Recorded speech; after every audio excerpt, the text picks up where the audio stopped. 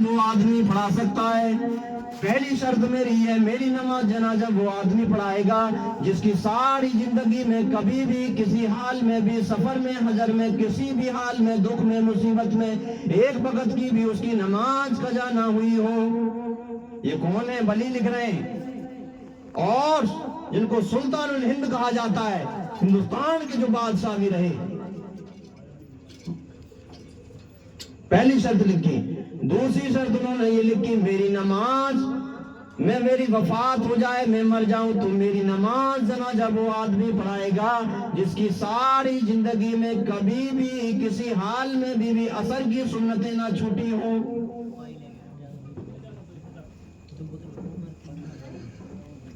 آج ہم چکر میں گھوم رہے ہیں، چکر مار رہے ہیں، کسی نے کہہ دیا تمہارا بیٹا وہاں صحیح ہو جائے گا، پرانے مولانا کے پاس چلے جاؤ۔ ہم تو کہتے ہیں کوئی بھی تعویل کرتا ہے، چاہے وہ حافظ جی صحیح، چاہے کوئی اور بھی صحیح، کوئی بھی تمہیں تعویل لکھ کے دیتا ہے، کوئی بھی تعویل لکھ کے دے رہا ہے، کوئی بھی تمہیں غلط نقشے بتا رہا ہے، یہ سمجھ لو بالکل بیکار ہے، کسی بھی کام کے نہیں آنے کی۔ یہ گمراہ نماز جنازہ وہ آدمی پڑھائے گا جس کی کبھی بھی کسی حال میں بھی اثر کی سنتیں نہ چھوٹی ہوں۔ تیسری شرط انہوں نے یہ لکھی کہ میری نماز جنازہ وہ آدمی پڑھائے گا جس کی ساری زندگی میں کبھی بھی کسی حال میں بھی تہجد کی نماز قضا نہ ہوئی ہو۔ چوتھی شرط لکھ ماری۔ چوتھی شرط میں اپنے لکھ رہے ہیں، فرما رہے ہیں، میری نماز جنازہ وہ آدمی پڑھائے گا جس کی ساری زندگی کے اندر کبھی بھی کسی حال میں بھی اپنی بیٹی اور اپنی بیوی کے علاوہ کسی غیر محرم پر اس کی نگاہ نہ پڑی ہو۔ یہ شرط لکھی، کئی ہزار، جب ان کی وفات ہوئی کئی ہزار محدث آئے، مفسر آئے، علماء آئے، حافظ قرآن آئے، لیکن کسی کے اندر یہ شرطیں نہیں پائی جاتی تھی۔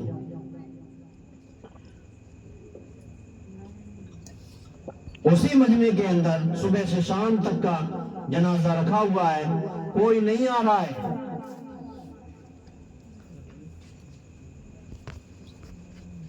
خواجہ التمس جو دلی کے اندر ان کا مزار بنا ہوا ہے، آج بھی انہوں نے کہا، اے خواجہ، اے اللہ والے، تمہیں یہ کیا ملا؟ تم نے میرا راج باج سارا کھول کے رکھ دیا۔ انہوں نے کہا کہ تمہیں کیا ملا؟ یہ تمہارا صبح سے شام ہو گئی، جنازہ تمہارا رکھا ہوا ہے، اور یہ چاروں شرطیں مکمل میرے اندر پائی جاتی ہیں۔ اگر میں نماز نہیں پڑھاتا ہوں تمہاری تو یہ جنازہ رکھا ہوا ہے، یہ چاروں مکمل شرطیں اس کے اندر نہیں پائی جا رہی۔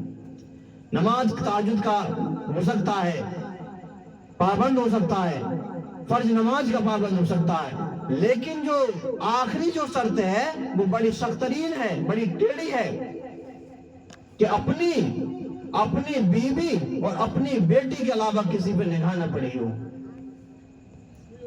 یہ سب سے زیادہ جو ہمیں گڈھے کے اندر ڈال رہی ہے، شیطان کے تیروں میں سے تیر بتلایا، ایک نگاہ، ایک نظر ہے ہماری، بتلایا کہ ایک نامحرم، ایک عورت، ایک لڑکی، ایک بہن نکل کے جا رہی ہے، تو آپ کی ایک بار اس پر نظر پڑ گئی تو کوئی بات نہیں ہے، دوبارہ آپ گھر گھر کر کے اپنی یہ بیل جیسی اپنی آنکھوں سے نکال کے پھاڑ کے اپنے دیکھ رہے ہیں اس کو، یہ گناہوں میں داخل ہے، تم پر گناہ ہے، دوبارہ اس کو دیکھ رہے ہیں، یہ گناہ ہے۔